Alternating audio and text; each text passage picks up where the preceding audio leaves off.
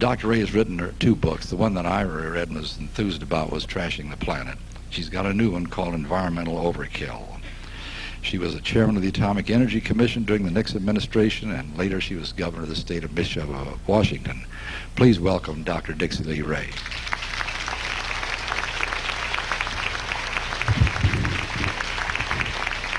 Thank you very much. Ladies and gentlemen, it's a real pleasure to be here this morning and see so many wide awake, enthusiastic people. On my time, it is now not quite 7:15. And if I seem a little sleepy, I am. But it's a pleasure to be here. Knowing just a bit about the Eagle Forum, I was delighted when Phyllis called me, and it was possible to fit this meeting into my schedule. And I also thank Mr. Bruner for his nice introduction, because he gave me a very good opening, which you will see how I take advantage of in just a moment.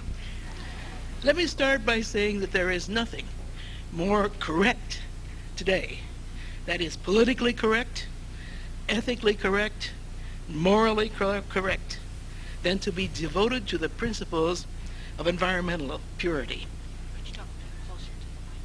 No.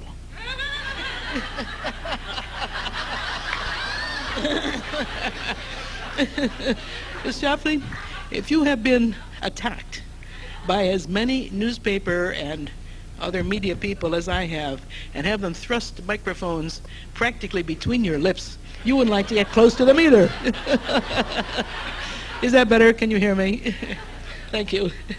I didn't mean to be impolite, but you know, the early morning time, plus the fact that there's never enough time to say things, all the things that you want to, means that you get kind of blunt sometimes.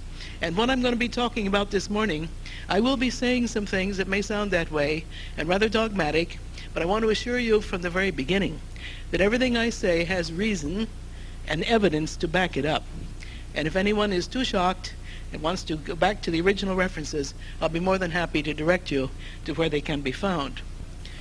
In any case, as I started to say, to be politically correct today, you must be a believer in environmental purity. And that includes restraint in the use of natural resources. It means recycling, reduction of waste. It means the total protection of all living things. And it sounds very, very noble. And it is. But I have to ask this question. Is our devotion making us blind? Have we put so much priority upon nature, with a capital N, and so little on human needs, that we have lost our sense of perspective, our sense of balance? Are we shortchanging human needs and human society in an effort to attain a sort of a Garden of Eden type idyllic world full of Bambis and grizzly bears lying down together in perfect harmony? Such a world never existed, and it never will. So at the risk of being the skunk at the garden party, I want to take a hard look at the cost of environmentalism, where it's leading us, and what has been happening. I want, in other words, to consider the real world, the one where bills have to be paid. Now, taking this position may lead some people to think that I am therefore against the environment, and that would be very wrong. Every reasonable person wants to be an environmentalist, but the simple truth is, we can't live on this planet without using its resources. We must have food, and we must have shelter, and we cannot make those out of thin air. They come from the world's resources. It means also that in using resources, inevitably, we produce waste and byproducts. Remember, there never was a little bundle of joy without a pile of dirty diapers. And I suspect that almost everyone agrees that we should, as individuals and as a society, be responsible for our actions and be willing to pay when we make mistakes. And so let's start by looking at waste. We have been scolded severely, especially here in the United States, over the years, increasingly, for the amount of waste that we produce, as if somehow that were a cardinal sin. And we are told that it must be, as to the greatest extent, recycled. It sounds very good. And by the way, thank you for mentioning that. Sounds very nice, doesn't it? Recycled materials, okay? How much does that cost? Well, there are only a few things that can be recycled in an economic sense. So let's look at those very closely. First, there is aluminum. Aluminum has been recycled for a long, long time, and indeed it often makes economic good sense to do that. The cost of collecting and sorting aluminum, used aluminum, amounts to between $500 and $1,000 per ton. Its economic value on the open market is about $750 a ton. So if the collecting cost is near the lower end of that scale, it makes good economic sense to recycle it. If it's near the upper end of the scale, it does not. What about the other things? Well, we've lumped all plastics together, and as we know, there are many different kinds, but if you take it, these are overall costs and figures. To recycle plastic costs between $750 and $1,500 per ton to collect, clean, and separate and so on. On the market, it's worth $80 a ton. How about steel? It costs from $250 to $300 a ton to collect. Its market value is $60 a ton. Paper costs between $75 and $125 per ton to collect, de-ink, clean, reconstitute. Its value, $30 a ton. Glass, $125 to $175 a ton to collect, and its value is $20 a ton. Now, with all of these materials, are we running out of the resources to make them from new material? No. Take the last one, glass. What is glass made from? Sand. Are we running out of sand on this earth? No. No. Is the sand a better material for making glass than old, crushed up, already used glass? Oh, yes. Oh, yes. And we can say that very, very emphatically with respect to paper. People think they're saving trees by recycling paper. Recycled paper is a poor product. Its quality is much degraded. There are only a certain number of times you can put the fibers through the process of washing and reconstituting and so on. Is it a necessary thing to do? No.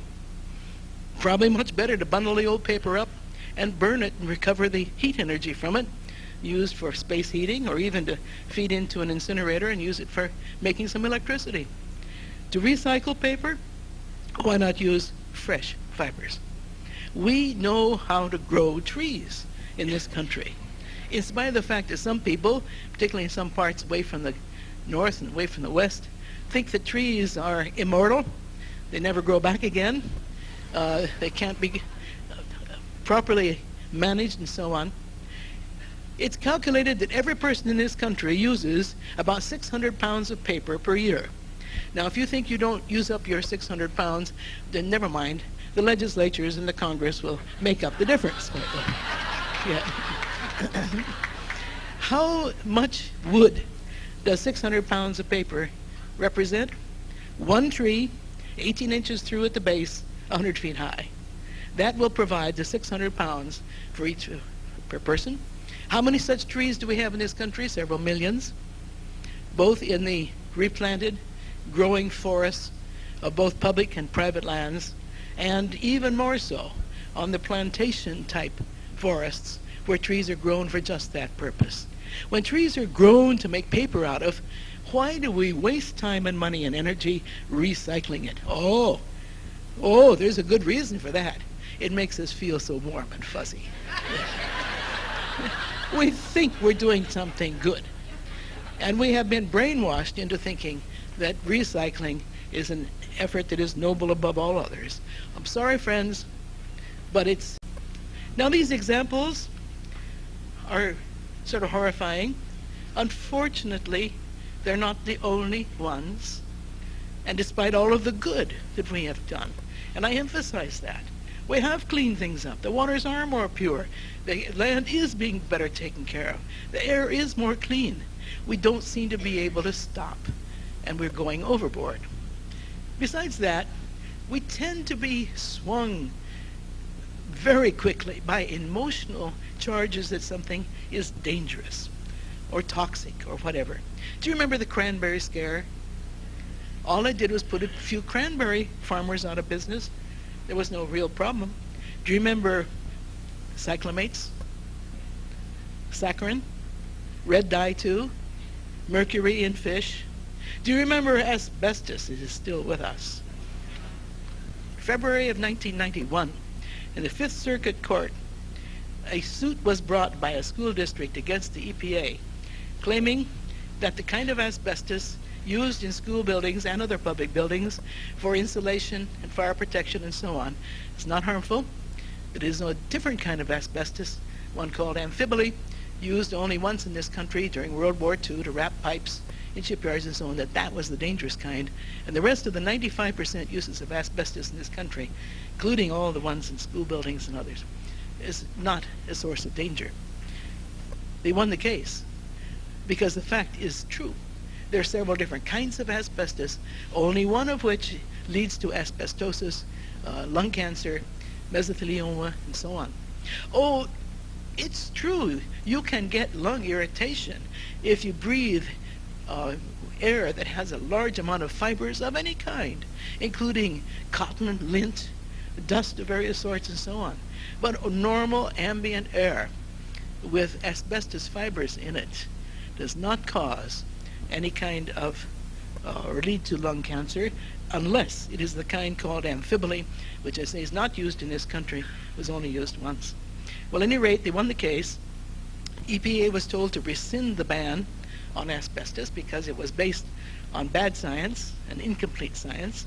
EPA acknowledged that they knew there were different kinds of asbestos, but the attitude was that the government bureaucracy couldn't believe that American people would be able to distinguish, so they thought it was wiser to be very prudent and bend over backwards and ban all asbestos. That's in the record.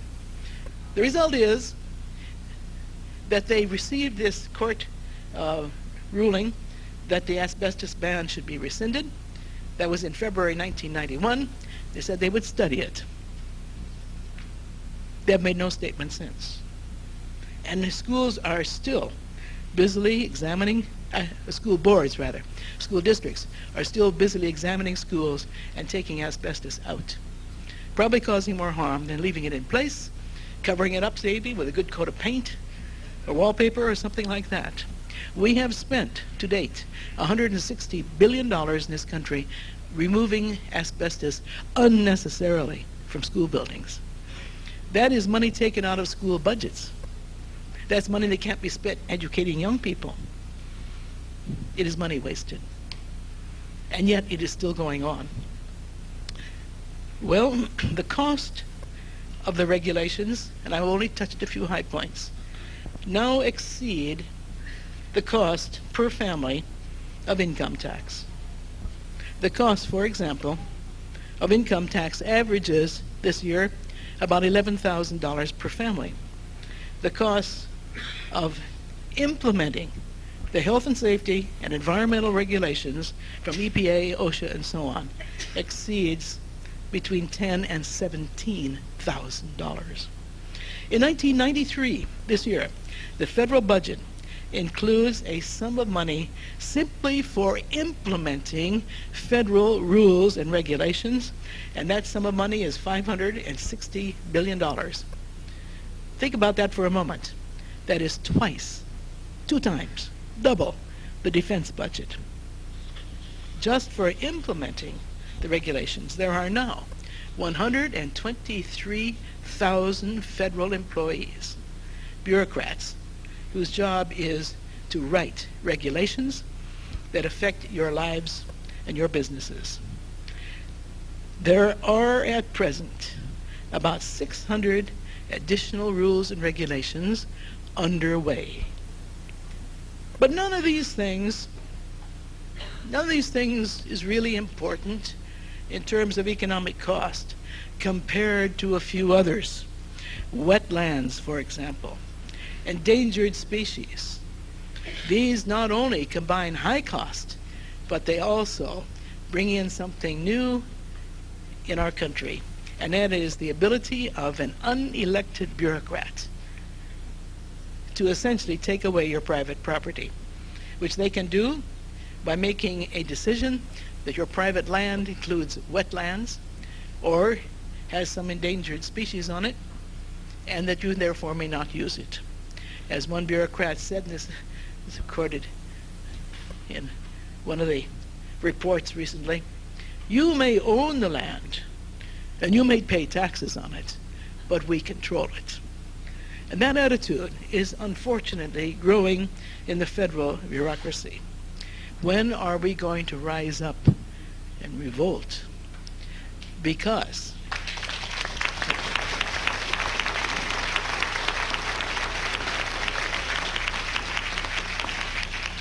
our freedoms and our liberty are being seriously curtailed when unelected federal and state bureaucrats can essentially take our property without compensation, or if they are forced to compensate, the technique they are now using is to leak the information that there is wetland or endangered species, or that your property is desired or needed for some new national park or historic monument or something like that.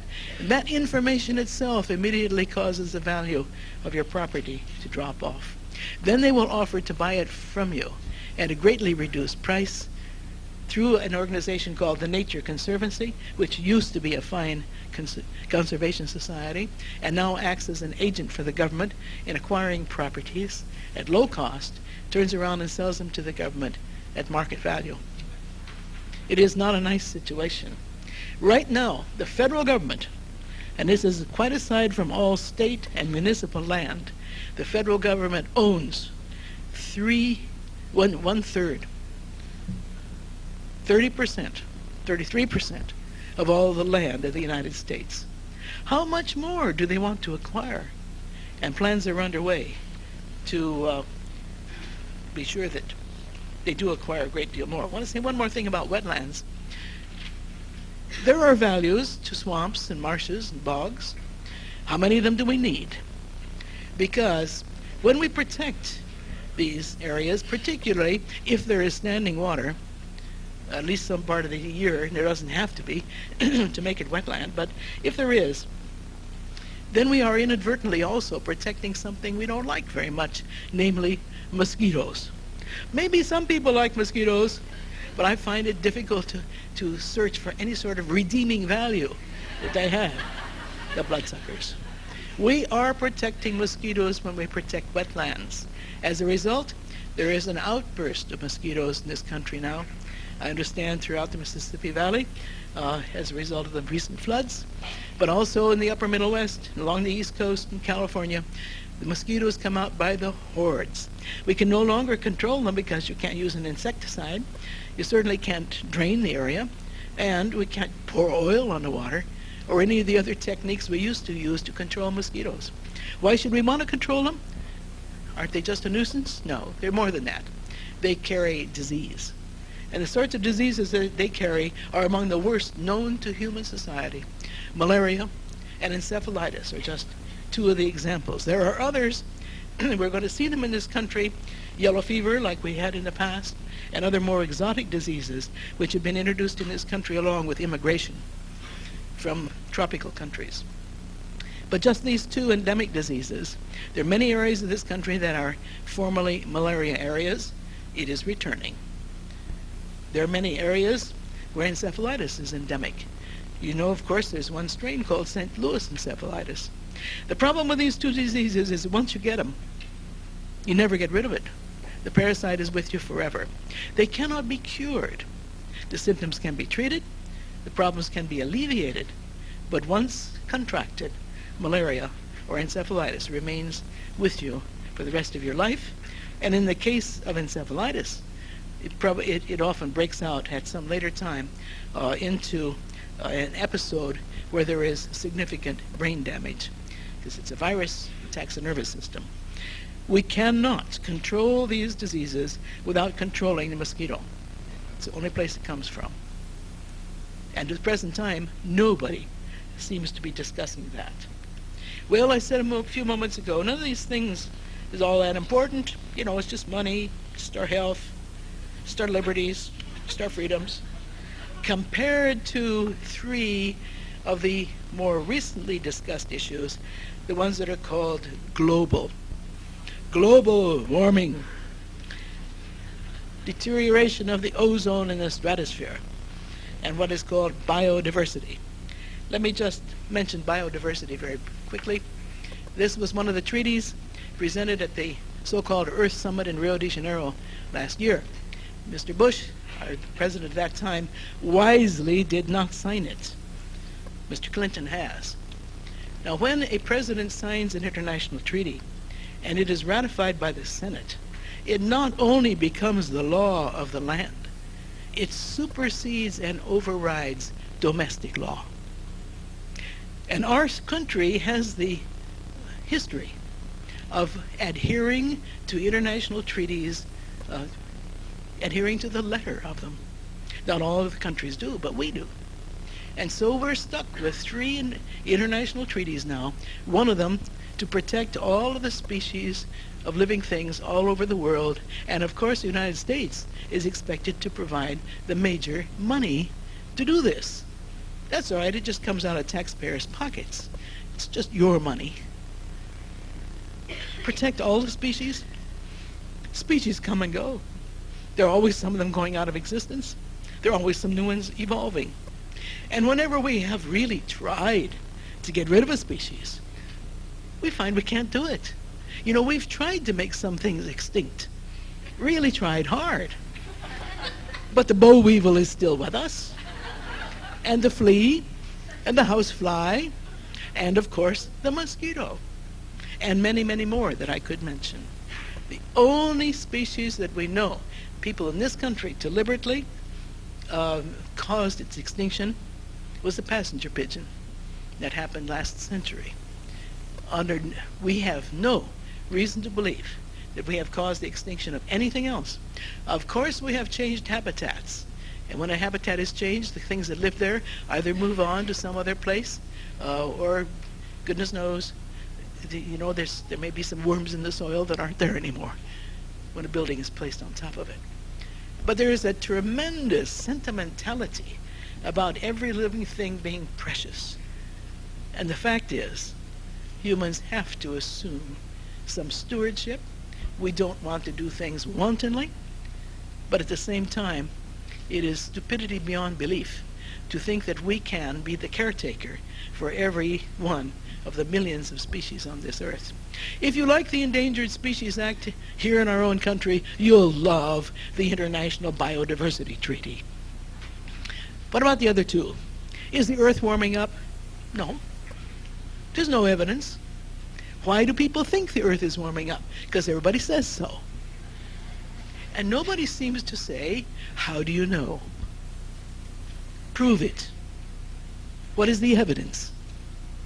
Because you know, the beginning of the Industrial Revolution, and the theory is that because of industrialization and burning of fossil fuels, we're putting carbon dioxide into the atmosphere, and that is causing warming.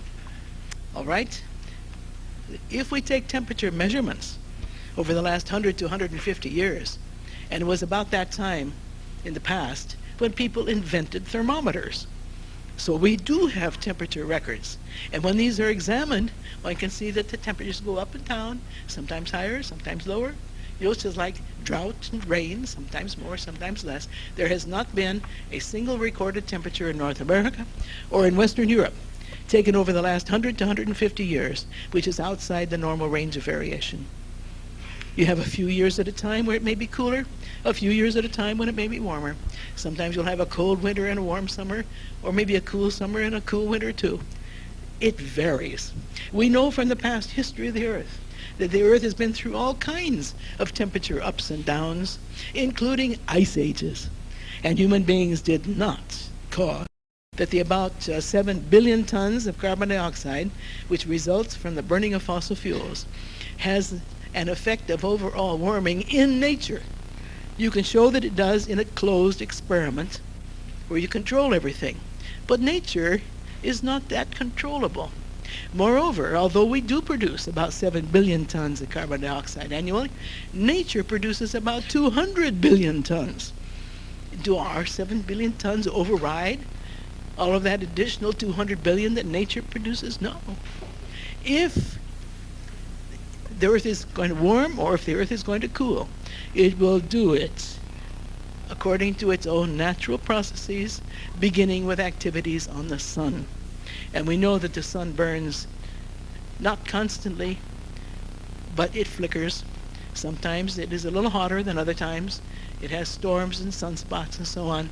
And many of these things that we can measure go in cycles according to, or at least they seem to be, in some relationship to the cycles of storms and sunspots and so on.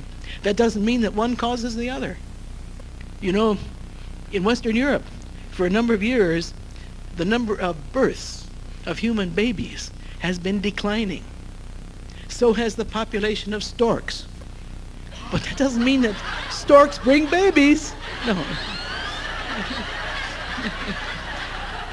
And too often, in this big area of environmental charges and accusations and so on, the fact is the two things occur at about the same time, being used as if one causes the other. We cannot say that in nature the increases of carbon dioxide, which we can measure, have caused the Earth to warm up. Although those two things happened at about the same time in the past, a very careful analysis shows that when the Earth has warmed a little bit, usually the amount of carbon dioxide in the atmosphere follows along behind the warming, does not precede it, and therefore could not be the cause. Even so, politicians believe that the Earth is warming up, and therefore an international treaty on climate change has been signed, and this requires that all nations control the amount of carbon dioxide put into the atmosphere. That's the reason they're trying to put an energy tax on us. Any tax on energy of any kind whatsoever, trying to control carbon dioxide or carbon emissions of any sort, will have a devastatingly negative impact upon our economy. It should be resisted in all possible ways. And finally, there is the ozone depletion. Is the ozone being destroyed in the stratosphere? Yes and no. Why do I say that? Because it's being destroyed all the time and it's being replaced all the time. Where does the ozone come from? It comes from ultraviolet light from the sun, striking the oxygen in the stratosphere, breaking the oxygen molecule apart into two atomic oxygens, which immediately latch onto another molecule of oxygen, making O3, and that's ozone. It's being produced at a prodigious rate whenever ultraviolet light strikes the stratosphere. It's also breaking down, because ozone is not a very stable molecule.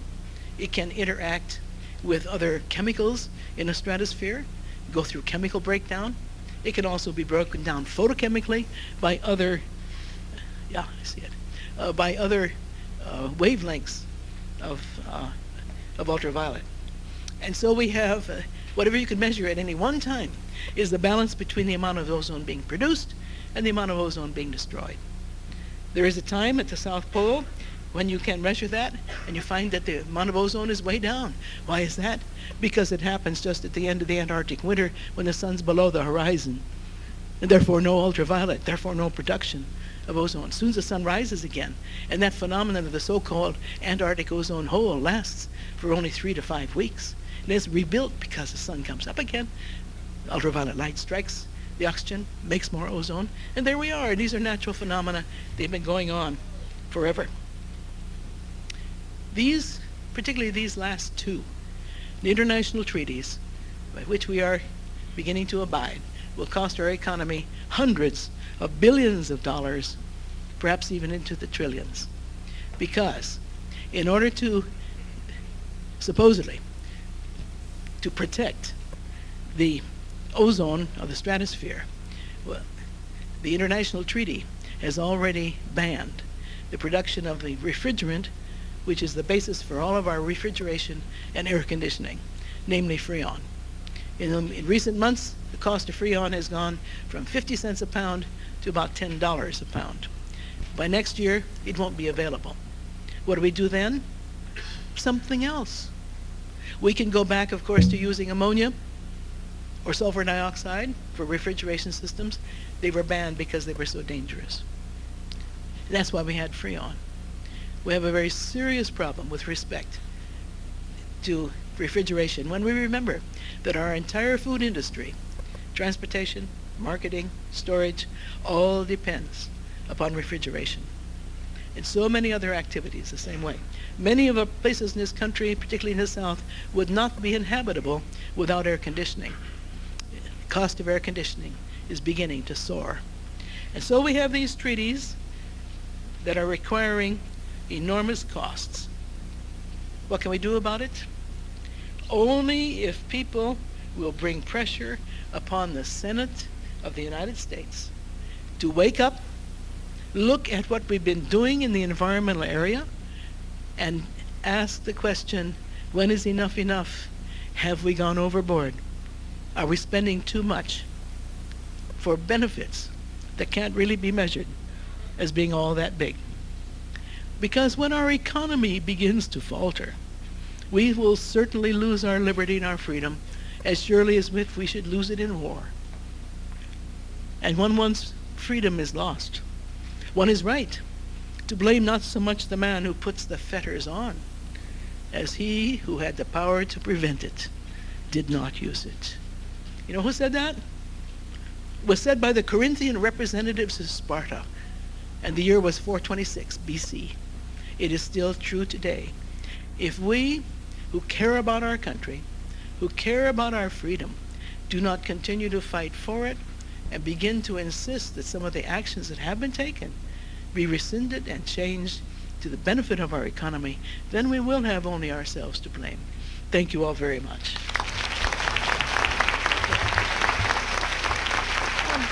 That was great. That was great. I don't think we want to clutter it up with questions. Your questions won't be as smart as what the answers you already gave.